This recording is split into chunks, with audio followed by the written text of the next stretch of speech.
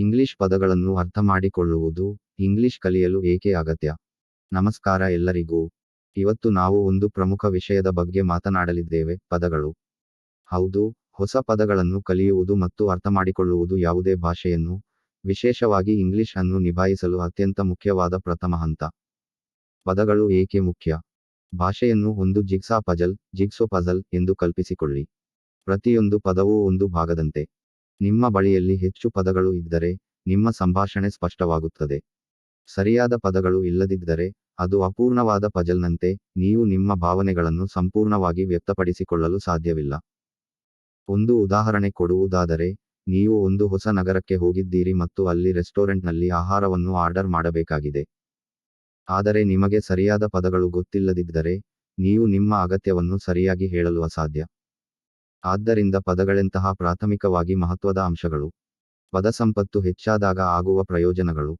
Check ಗುರುತು button ಉತ್ತಮ ಸಂಭಾಷಣೆ ಕೌಶಲ್ಯ. ಹೆಚ್ಚು ಪದಗಳನ್ನು ತಿಳಿದರೆ, ನೀವು ನಿಮ್ಮ ಭಾವನೆಗಳನ್ನು ಸ್ಪಷ್ಟವಾಗಿ ಮತ್ತು ಆತ್ಮವಿಶ್ವಾಸದಿಂದ ಹೇಳಬಹುದು.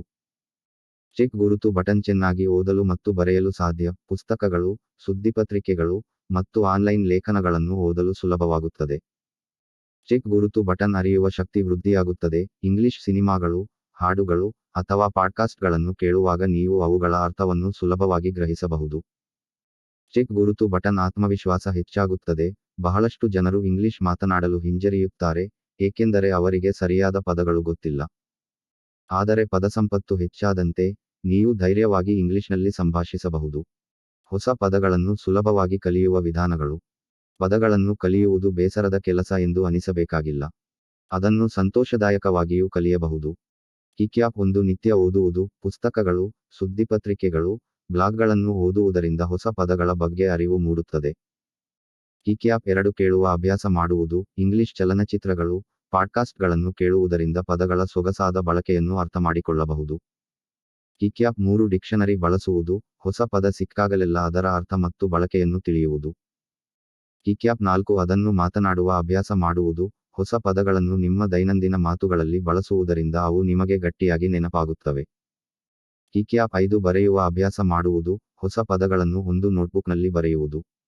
ಕಿಕ್ಯಾಪ್ 6 ಪದ ಆಟಗಳು ಆಡುವುದು, ಕ್ರಾಸ್ವರ್ಡ್ ಪಜಲ್, ಸ್ಕ್ರಾಬಲ್ ಮುಂತಾದ ಆಟಗಳು ಹೊಸ ಪದಗಳನ್ನು ಪರಿಚಯಿಸುತ್ತವೆ.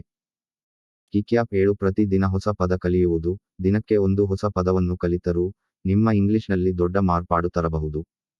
ಪದಗಳು ನಿಮ್ಮ ಮಾತಿನ ಗುಣಮಟ್ಟವನ್ನು ಸುಧಾರಿಸಬಹುದಾ?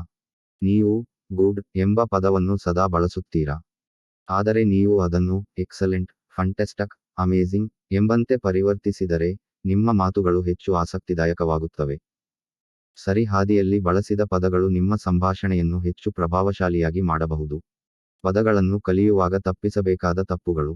ಕ್ರಾಸ್ ಮಾರ್ಕ್ ಯಾದಿಗೋಲುವುದು ಮಾತ್ರ, ಅರ್ಥ ತಿಳಿಯದೆ ಕೇವಲ ಪದಗಳನ್ನು ಕಣ್ತುಂಬಿಕೊಳ್ಳುವುದು ಪರಿಣಾಮಕಾರಿಯಾಗುವುದಿಲ್ಲ. ಕ್ರಾಸ್ ಮಾರ್ಕ್ ಉಚ್ಚಾರಣೆಗೆ ಮಹತ್ವ ನೀಡದಿರುವುದು, ತಪ್ಪಾಗಿ ಉಚ್ಚರಿಸಿದರೆ ಪದದ ಅರ್ಥವೇ ಬದಲಾದೀತು. ಕ್ರಾಸ್ ಮಾರ್ಕ್ ತಕ್ಷಣ ಬೇಸರವಾಗುವುದು. ಭಾಷೆ ಕಲಿಯುವುದು ಸಹನೆ ಮತ್ತು ನಿರಂತರ ಅಭ್ಯಾಸದ ಅಗತ್ಯವಿರುವ ಪ್ರಕ್ರಿಯೆ. ಹೊಸ ಪದವನ್ನು ಮರೆತಾಗಲೆಂದು ಭಯಪಡಬೇಡಿ. ಸಾರಾಂಶ. ಇಂಗ್ಲಿಷ್ ಪದಗಳನ್ನು ಕಲಿಯುವುದು ಎಂದರೆ ಕೇವಲ ಅವುಗಳ ಅರ್ಥವನ್ನು ಗ್ರಹಿಸುವುದಲ್ಲ, ಅವುಗಳನ್ನು ನಿಮ್ಮ ಮಾತುಗಳಲ್ಲಿ ಬಳಸುವುದು ಮುಖ್ಯ. ಪ್ರತಿದಿನ ಓದಲು, ಕೇಳಲು, ಬರೆಯಲು, ಮತ್ತು ಮಾತನಾಡಲು ಅಭ್ಯಾಸ ಮಾಡಿ, ಮತ್ತು ನಿಧಾನವಾಗಿ ನೀವು ಇಂಗ್ಲಿಷ್ನಲ್ಲಿ ಪರಿಣತಿ ಹೊಂದಬಲ್ಲಿರಿ. ನಿಮ್ಮ ಈ ಕಲಿಕಾ ಪ್ರಯಾಣವನ್ನು ಮುಂದುವರಿಸಿ. ಇನ್ನಷ್ಟು ಇಂಗ್ಲಿಷ್ ಅಭ್ಯಾಸದ ವಿಡಿಯೋಗಳಿಗಾಗಿ ಲೈಕ್, ಶೇರ್, ಮತ್ತು ಸಬ್ಸ್ಕ್ರೈಬ್ ಮಾಡುವುದು ಮರೆಯದಿರಿ. ನಾವು ಮುಂದಿನ ವಿಡಿಯೋದಲ್ಲಿ ಭೇಟಿಯಾಗೋಣ.